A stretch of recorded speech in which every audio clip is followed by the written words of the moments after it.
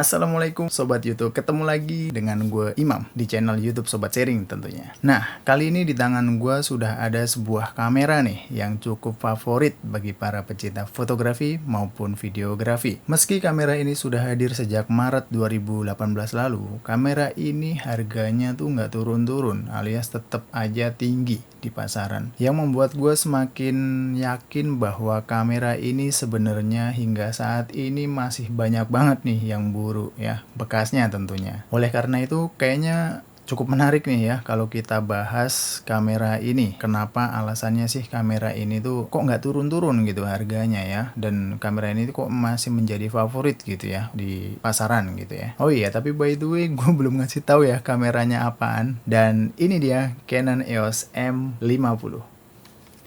Let's go.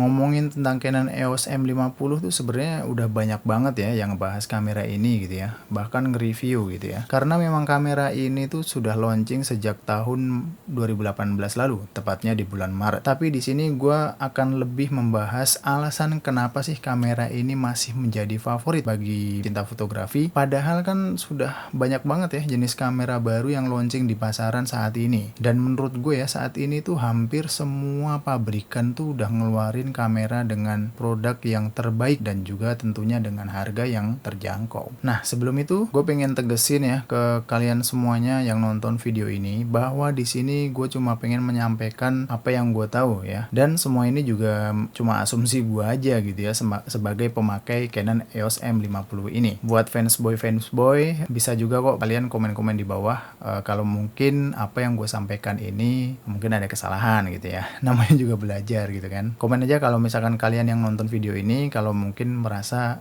gue ada yang salah dalam penyampaian gitu ya. Oke, kita langsung saja mulai ya. Untuk hal yang pertama yang menurut gue menjadi alasan kenapa kamera ini hingga sampai saat ini masih laris manis ya di lapangan. Yes, pasti kenapa alasannya adalah kamera ini sih menurut gue fitur-fiturnya banyak ya. Karena ya kamera ini tuh kecil, compact gitu ya, punya sensor 24 megapiksel yang sudah dibekali dengan teknologi autofocus Canon yang terbaru, yaitu dual pixel AF-nya. Itu tuh cepet banget ya untuk nangkep momen gitu ya. Dan yang pasti bikin setiap momen yang kalian rekam atau gue rekam gitu ya secara run and gun tuh bisa tetap mendapatkan fokus yang terbaik. Karena smooth dan cepet banget sih autofokusnya, the best lah ya dual pixel AF-nya Canon tuh. Tapi tentu saja itu kalau pakai lensa yang dari Canon gitu ya. Kalau misalkan pakai lensa third party sih gue belum pernah soalnya ya, belum pernah nyobain gitu. Nah, hal yang berikutnya sih yang mendasar yang lainnya menurut gua yaitu kamera ini sudah bisa merekam resolusi Full HD dengan frame rate 60 fps dan sudah punya bitrate perekaman yang besar, kalau nggak salah sih 60 Mbps gitu ya, yang mana itu lebih besar ya dibandingkan dengan format Full HD-nya di mode FVC HD-nya kamera Sony A6000 gitu ya. Yang gue tahu tuh rekamannya tuh hanya bitrate-nya tuh 50 Mbps ya kalau nggak salah ya. Dan kenapa sih gue compare-nya ke Sony A6000? Ya karena menurut gue harga kamera ini tuh sudah turun ya semenjak keluaran yang adiknya ya. Maktunya itu sudah mulai turun lagi di rentang 6-7 jutaan, yang mana di pasaran tuh Sony juga harganya sekitar segituan sih. Tapi ya itu tergantung kondisi juga sih. Kalau misalkan kamera-kameranya Sony-nya udah tempur gitu ya mungkin bisa di bawah itu ya, harganya di bawah 6 jutaan gitu sih biasanya. Tapi kalau kamera Canon sih banyak kan di pasaran tuh masih bening-bening gitu ya. Gue nggak tahu ya karena mungkin peminatnya lebih banyak Sony sih daripada yang Canon ini gitu. Oke, kita masuk ke hal yang berikutnya ya. Kamera ini tuh sudah dibekali layar yang full touchscreen dengan UI yang khasnya Canon gitu ya, yang mudah dipahami. Terus grouping-groupingnya juga apa ya namanya? Menurut gue tuh ergonomis pas gitu ya. Jadi gampang banget gitu buat dicari, nggak ngumpet-ngumpet gitu. Dan layar ini tuh juga sudah bisa digunakan untuk memindahkan autofokus. Nah ini ya kerennya layar Canon EOS M50 ini. Dan yang nggak kalah penting ya, layar dari kamera Canon EOS M50 ini sudah vari angle bro. Jadi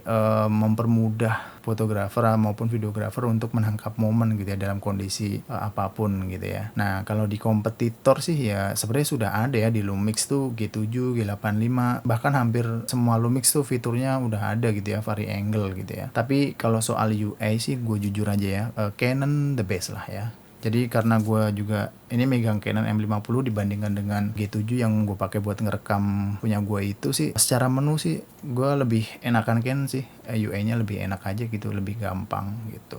Tapi kalau tombol-tombol Lumix lebih oke sih, banyak function-functionnya gitu. Oke, masuk ke yang selanjutnya, yaitu kamera ini tuh sudah ada jack audio 3,5 mm full size loh ya. Yang mana ini kepake banget sih untuk kebutuhan perekaman video khususnya ya, karena jack 3,5 mm ini kita bisa nempelin aksesoris ya seperti mic eksternal ataupun wireless mic gitu ya, langsung ke kamera. Jadi audionya tuh bisa langsung mix sama video gitu, yang mana itu mempermudah banget ya buat proses editingnya gitu ya, karena kita nggak usah gabung-gabungin antara dua klip gitu ya di proses editing. Yang mana kalau misalkan gabungin klip gitu ya di komputer yang speknya tidak high gitu ya, itu kayaknya akan nge-lag deh, dan kebanyakan sih geser gitu ya. Tapi kalau komputernya speknya tinggi sih mantap sih gitu. Meskipun ada jack audio 3,5 mm, tapi kamera ini belum ada fitur untuk monitoring audionya ya. Sebenarnya monitoring audio itu juga kepake banget loh kalau misalkan kita ngerekam atau produksi video, kita bisa mantau gitu ya. Tapi meskipun nggak ada itu sih ya nggak masalah sih, karena juga di layarnya tuh ada apa namanya kayak bar-bar gitu ya, itu bisa juga untuk mantau apakah audio sudah kerekam atau belum gitu. Lanjut ya, kamera ini sudah dibekali dengan fitur image stabilizer. Tapi di sini modelnya bukan yang sensor shift kayak model-model Lumix ataupun Sony A7 Mark III gitu ya. Tapi di sini tuh stabilizernya adalah elektronik. Tapi lumayan sih, ini bisa kepake di kondisi-kondisi ketika kita membutuhkan gambar yang stabil gitu ya. Tapi ya karena stabilizer elektronik ini nge-crop dari hasil yang dihasilkan oleh sensor, jadi otomatis untuk frame-nya tuh akan lebih kecil gitu ya. Frame yang kita dapatkan lebih kecil, dan juga stabilizernya tuh kurang smooth ya. Jadi kadang di kondisi-kondisi tertentu tuh narik-narik gitu ya. Gua saran sih kalau misalkan kalian pengen dapat footage yang smooth ya tetap ya harus pakai gimbal gitu ya, karena memang sensor ini bukan pakai yang sensor shift gitu ya, yang ada axisnya gitu ya kayak gimbal gitu, bukan. Itu ya hanya nge-crop aja dari hasil yang videonya gitu. Nah kira-kira itu sih untuk stabilizer. Kita lanjut untuk fitur yang selanjutnya adalah kamera ini juga sudah bisa ngerekam video 4K. Tapi meskipun sudah merekam video 4K, di sini FPS-nya cuma maksimal tuh 24. Jadi ya masih bisa sih dipakai 24 FPS untuk video gitu ya. Tapi ya nggak bisa di slow-moin gitu ya, cuma buat ngerekam 4K aja gitu. Tapi ya udah lumayan cakep lah ya, ada bisa ngerekam 4K gitu ya. Next, kamera ini tuh mountingnya EOS M ya, yang mana itu sangat diuntungkan ya, karena pilihan lensanya cukup banyak ya, dan harga lensa Canon tuh relatif lebih murah dibandingkan lensa-lensa dari pabrikan lain gitu ya. Udah gitu pabrikan lensa-lensa third party juga bikin buat mounting EOS M ini ya. Contohnya ada Sigma, terus juga ada Servan Artisan gitu ya, yang mana lensa Sigma ataupun Servan Artisan itu terkenal banget ya, kualitasnya oke lah ya, tapi harganya minim gitu ya, murah gitu ya. Kalau Sigma tuh lensa yang autofocus, kalau Servan Artisan tuh yang manualnya gitu ya, bukannya gede-gede, cakep. Nah, selain itu, pabrikan Canon tuh juga sudah ngeluarin adapter EFM to EF ya. Jadi ini khusus buat kalian yang dari dulu sudah koleksi ya lensa Canon. Ini bisa nih dipakai di body EOS M ini dengan adapter ini gitu ya. Dan yang gua kaget dengan adapter EFM to EF ini autofokusnya tuh bisa kayak make body DSLR gitu ya, tetap cepet gitu ya, tetap smooth gitu ya. Jadi nggak ada perubahan gitu ya. Dan yang membuat gue kaget lagi, harganya tuh cukup terjangkau gitu ya untuk mounting adapter yang original ini dari Canon gitu ya, daripada dibandingkan dengan mounting dari pabrikan lain ya. Contoh nih, gue Lumix, gue punya juga mounting untuk ke lensa Canon itu dari Viltrox, itu harganya sekitar 1-2 jutaan gitu ya. Itu masih lebih mahal daripada adapter dari si Canon ini gitu ya. Itu murah banget sih. Nah, tapi kalau kalian pakai Canon 50 dengan adapter ya, ini ada minusnya. Baterainya tuh jadi boros ya. Jadi ini pengalaman gue aja sih.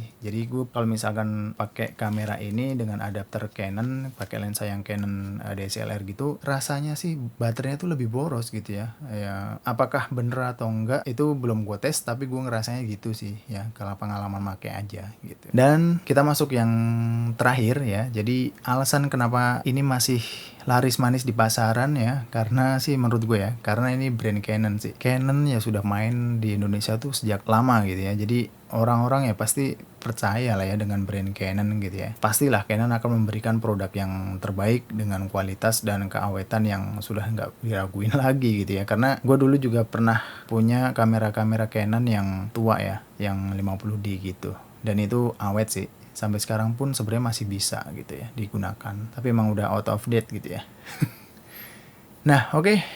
Mungkin cukup ya untuk video kali ini. Terima kasih loh buat kalian semuanya yang sudah menonton video ini sampai akhir. Jangan lupa buat kalian semuanya untuk like video ini kalau suka ya. Kalau nggak suka boleh dislike 2 kali ya. Dan jangan lupa juga di subscribe ya. Ya supaya banyak lah ya. Dan oh ya buat teman-teman semuanya yang pengen nanya atau punya masalah seputar kamera gitu ya, bisa chit chat aja di bawah gitu ya, chit chat di bawah kolom komentar ya, kita diskusi, boleh lah nanya-nanya. Nanti kalau misalkan gue tahu ya insya Allah lah pas gue ngeliat gitu gue jawab. Oke, gitu aja deh kayaknya, udah kepanjangan banget. Sampai jumpa di video gue yang berikutnya gitu ya. Wassalamualaikum warahmatullahi wabarakatuh. See ya. Cut.